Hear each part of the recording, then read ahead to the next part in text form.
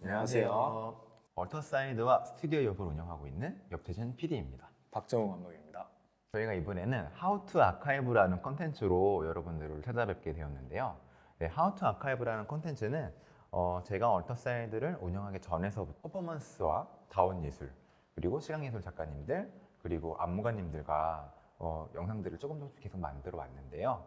그런 영상들을 만들어 오다 보니 처음에 그것들을 어떻게 바라봐야 되는지, 그리고 그것들을 어떻게 기록해야 되는지, 그리고 시간이 지나면서 쌓이게 된 노하우들, 그런 것들을 여러분들에게 조금 전달해드리면 어떨까 싶어가지고 기획하게 된 컨텐츠입니다. 네, 그래서 이런 아카이브랑 이런 도큐멘테이션 영역이 그런 예술적인 부분을 중심으로 고민할 수 있겠지만 결국에는 기술적인 부분에 귀속이 되는 것 같아요.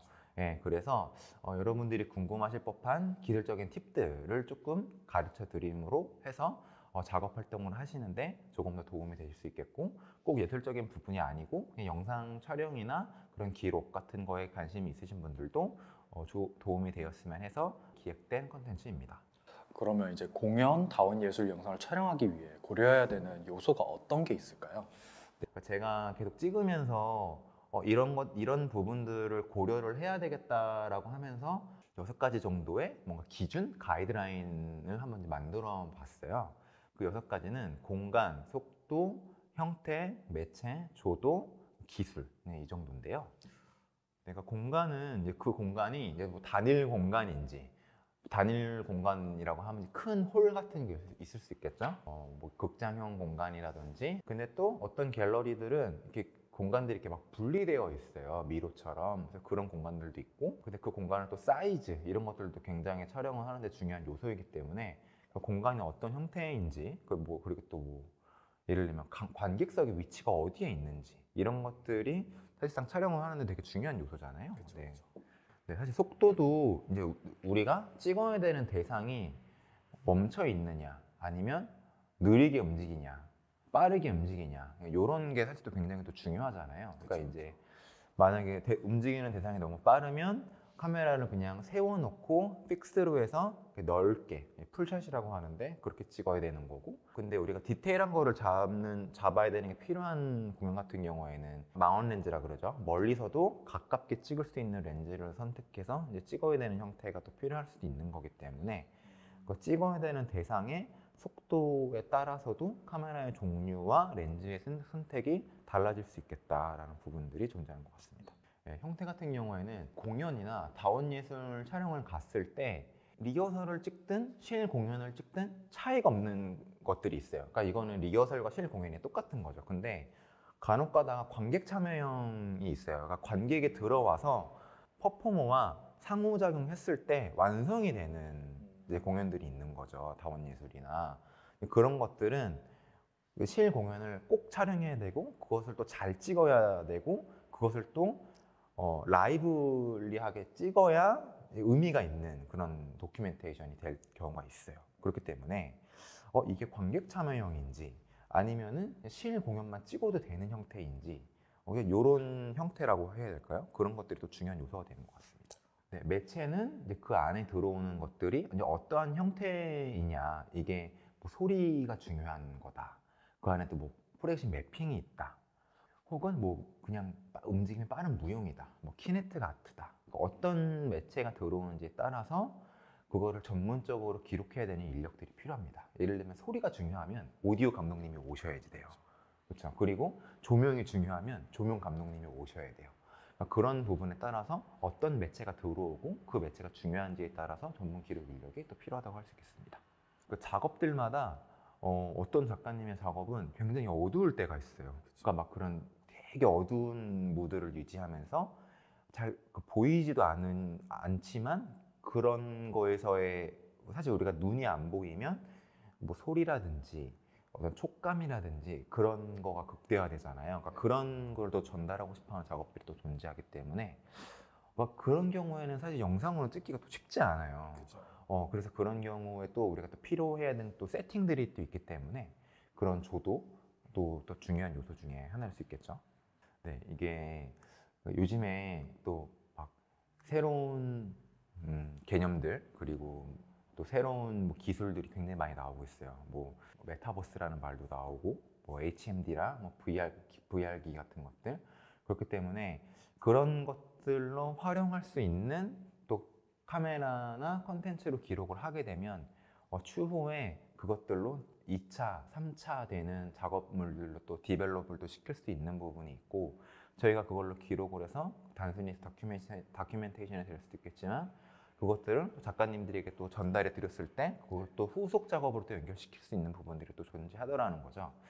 그래서 새로운 기술을 활용해서 쓰는 부분들, 뭔가 또 이런 부분들도 있을 수 있다고 하겠습니다. 어터사이드에서 지금 말씀하셨던 영상들 제작하실 때 공통적으로 좀 중시하는 지점이 있다면 어떤 거라고 할 수 있을지, 두 번째로는 그렇게 제작된 영상들이 어떤 사람들한테 어떻게 받아들여지기를 좀 바라시는지 들어보고 싶어서. 네. 다큐멘테이션을 할 때 기존에 저희가 다큐멘테이션 할 때 항상 느끼는 부분, 그러니까 중시하는 부분은 기존의 기록 영상들이 가지고 있는 그런 플랫한 지점, 되게 1차원적인 그 아카이브들이 굉장히 많아요. 그냥 카메라를 한 대를 세워놓고 기록, 정말 단순한 기록. 근데 사실 기록 다큐멘테이션이 잘 된 기록 영상은 기록으로서의 그 이상의 새로운 창작물로서 존재할 수가 있는 거죠. 그러니까 그 기존의 그 다원 예술이나 퍼포먼스를 봤던 사람이 그 영상을 정말 잘 기록된 영상을 보았을 때 아예 새로운 작업으로 인식할 수 있다라고 생각을 해요. 근데 그 전제는 그 작업이 가지고 있는 그 형태를 입체적으로 기록했을 때인 거고, 근데 그 입체적이라는 말은 어쩔 수 없이 그거를 기록한 기술자의 그 주관적인 시선이 담기게 되는 것 같아요. 카메라를 어디에 설치하고 몇 미리 렌즈를 넣겠다라는 그것도 어떻게 보면 선택이고 주관인 거죠. 네, 왜냐면 그 시선으로 보겠다라는 걸 정해버렸으니까. 그러면 기록된 영상도 그거를 보게 되는 사람도 그 시선으로 볼 수밖에 없게 되니까 사실상 굉장한 주관인 거죠. 네. 그렇기 때문에 어떻게 하면 그 작업이 가지고 있는 주제와 그 컨셉을 더 효과적으로 드러낼 수 있는지에 대한 게 조금 중시하는 지점인 것 같아요. 근데 어떻게 보면은 조금 그 작가님들이 만들어냈던 부분에 어떤 부분은 제 마음대로 생략하는 거고 어떤 부분은 부각시키는 거죠. 그러니까 사실상 그 부분에서 주관이 존재하는 건데, 그러니까 한번 그 기술자의 시선으로 그게 걸러지는 순간이 있긴 있는 것 같습니다. 그런 지점에서는. 네. 그리고 그렇게 제작된 영상들은 누구에게 받아들여지느냐, 사실 대중이죠. 대중인데 조금 더 현실적인 부분은 그런 영상을 만들게 되면 작가님들이 더 많이 사용하시죠. 결국에는 그 영상들을 잘 아카이브하고 도큐멘테이션을 함으로써 그 작가님들이 자생하고 지속적으로 작업을 계속할 수 있는 포트폴리오와 소스를 제공하는 게 첫 번째 목적이고, 두 번째는 이제 그것들을 놓쳤던 관객들이 그것들을 보게 하면 두 번째 목적인데, 그것을 만드는 기록자의 입장에서는 그것들이 조금 더 많은 사람들이 더 보면 좋지 않을까라고 생각을 하고 있습니다. 그럼 위 6가지에 관련해가지고 사례를 들어가지고 설명을 해주시면 조금 이해가 더 좋을 것 같은데. 제가 이번에 사례를 가지고 이제 얘기를 해보고 싶은 작가님은 이제 무 팀의 이제 데카당 시스템과 멀리 높이 빨리 이렇게 두 편을 가지고 왔어요. 묵은 건축가인 손민선 작가님과 또 안무가인 조영준 작가님이 같이 작업을 하고 계십니다. 그래서 뭔가 처음에는 이 무용이라는 것을 건축적인 시각으로 해석하고 또 반대로 이 안무를 건축 안에 넣는 뭐 이런 형태로 시작하셨는데 그렇게 시작을 하시고 현재는 공연의 틀을 깨는 형태로 지금 많이 발전하신 것 같아요. 첫 번째 사례는 데카당스 시스템인데요. 이 공연 같은 경우에는 건축과 무용의 결합은 물론이고요. 또 프로젝션 매핑이라는 영상적인 요소가 또 함께 들어옵니다. 그리고 공연 후반에는 그 판의 요소가 막 무대가 뜯기고 세워지고 스트레칭 박스가 막 들어오면서 그 무대가 굉장히 입체적으로 변하는, 아까 저희가 말씀드렸던 그냥 6가지 요소로 조금 쪼개가지고 또 얘기해 볼 수가 있는 것 같아요.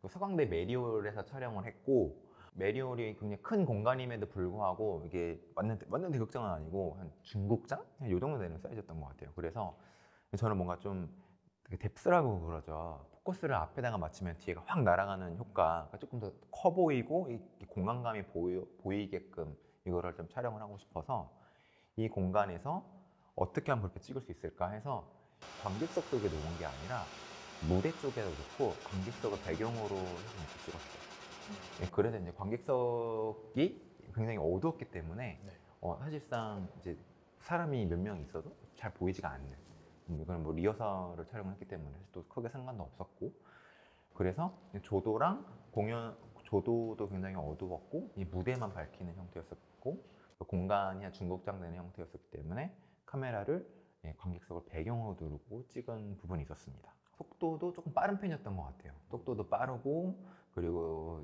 등장인물들도 굉장히 많았기 때문에 이런 경우에는 풀샷이랑 한 미드샷 정도. 풀샷은 이제 전체 공연이 다 보이는 사이즈고, 미드샷은 클로즈업이랑 풀샷의 한 중간 정도 되는, 조금 범위가 좀 넓기는 한데 그 정도 되는 게 하나 있었고, 그래도 하나는 클로즈업으로 카메라를 막 들고 다니면서 여기저기에서 순간순간 보이는 부분들을 공연에서 계속 따는 형태로 진행을 했습니다. 이 공연의 형태는 관객 참여형은 아니었고 오히려 그냥 딱 공연에 가까운 느낌이었었어요. 그래서 이거 같은 경우에는 정면성이 없는 거죠. 그러니까 관객들이 이 네모난 공간에서 이걸 둘러싸서 보고 있는 형태였었기 때문에 그런 부분이 이거를 또 찍는 데 또 중요한 부분이었던 것 같아요. 그래서 카메라를 한쪽에만 놓는 게 아니라 사방에 설치를 한다던가 최소한 2군데에다가는 놓고 찍어야 되는 형태였었습니다.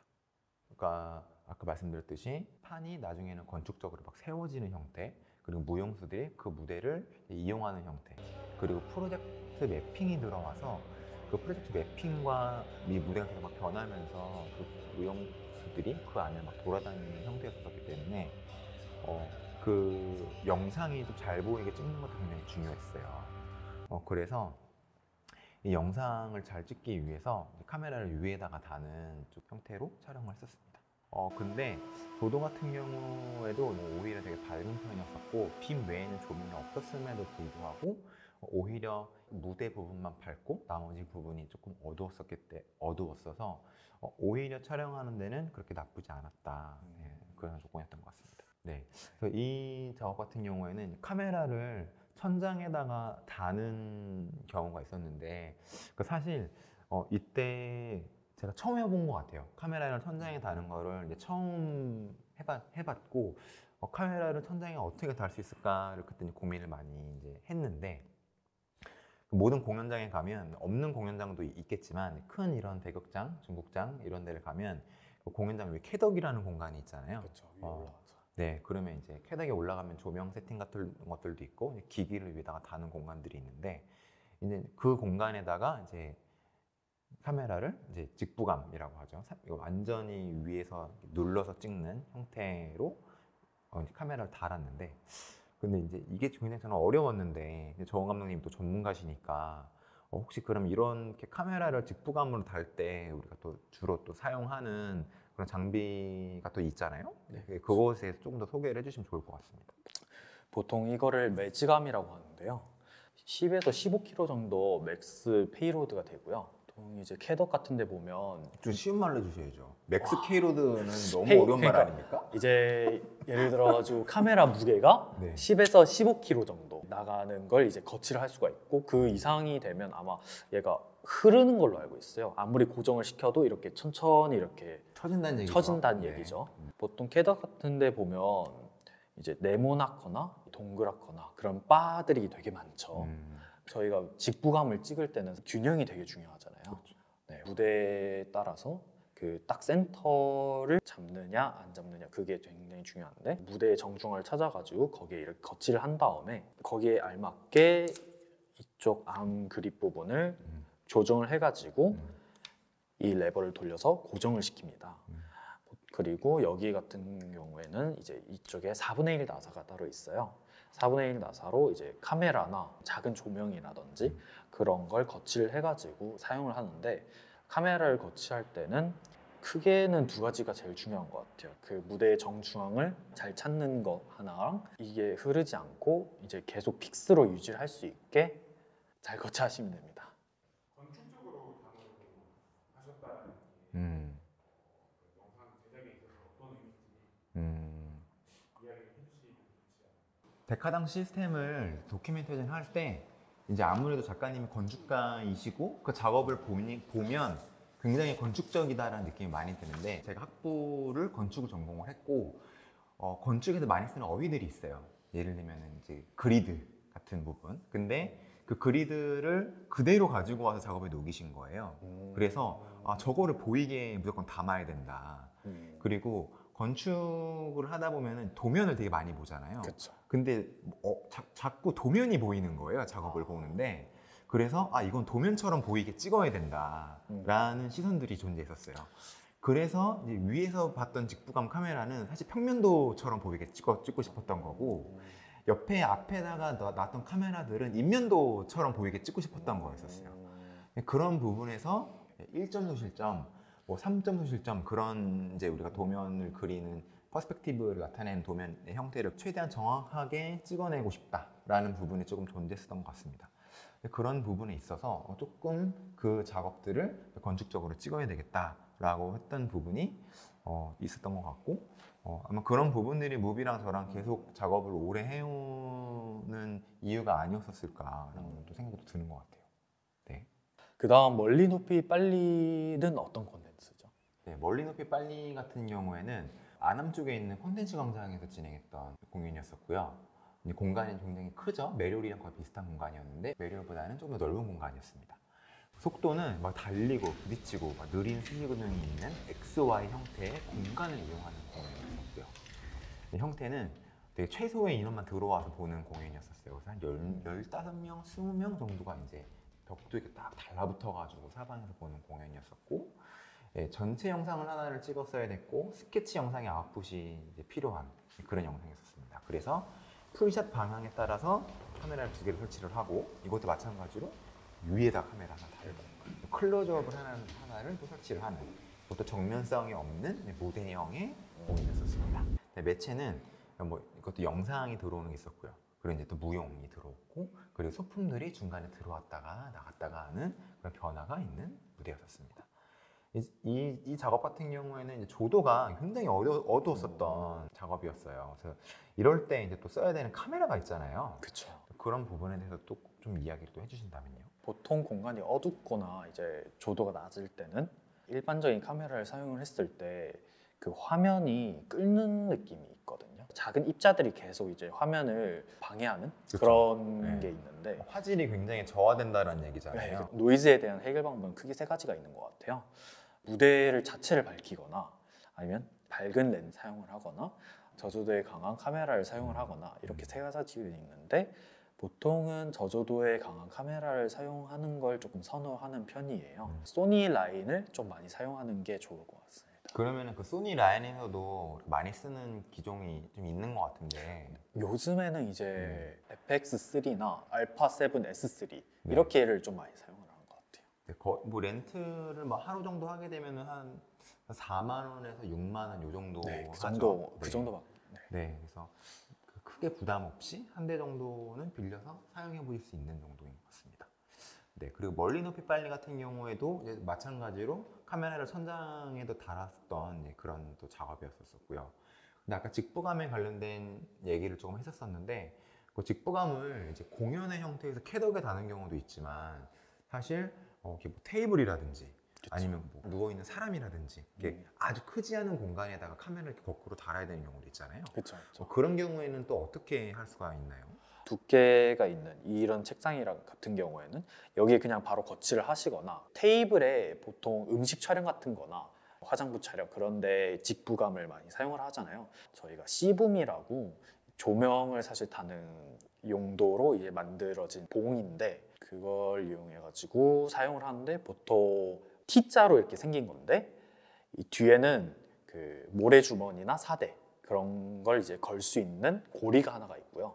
그리고 한쪽은 연장을 해가지고 앞에 무언가를 달 수 있는 네, 카메라를 달아가지고 네, 그걸 이용해가지고 높낮이도 조정을 할 수 있기에 음식 촬영이나 화장품 촬영, 작은 컨텐츠들 같은 경우에 그런 식으로 촬영을 많이 하죠. 네, 저희가 뭐 캣웍과 어두운 상황에서 쓰기 좋은 카메라 이 정도의 팁을 여러분들에게 조금 더 중요하게 이야기를 드렸는데 이 정도로 마무리를 하면 될 것 같고 다음 편에서 조금 더 유익하고 또 다른 사례들을 가지고 이야기해보는 시간을 갖도록 하겠습니다. 네, 감사합니다.